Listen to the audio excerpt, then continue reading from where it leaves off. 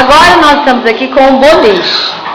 O boliche são palavras da lista de palavras para serem lidas pelos alunos. Eu vou chamar o Igor.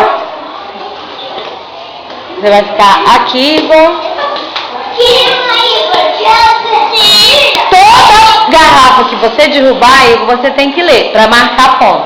Se não ler, não tem como marcar pontinho. Tá bom? Peraí que eu vou falar já pra gente ver. Peraí. Pronto. Já.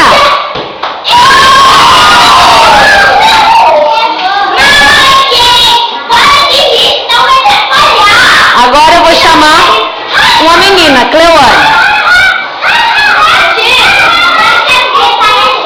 Vamos sentar agora. Chega aqui, Cleone, na linha.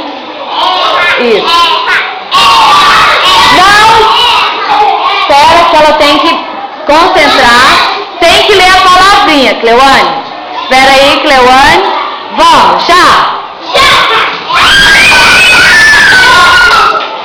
Muito bem, Cleone, vem aqui. Lê essa palavrinha para a tia Cleide.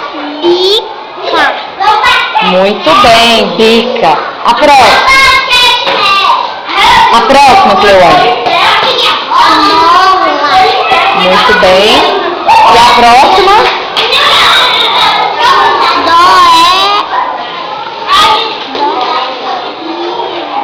Doido. Como? Doido. Muito bem, doido. Parabéns. 3 pontos para a Cleone.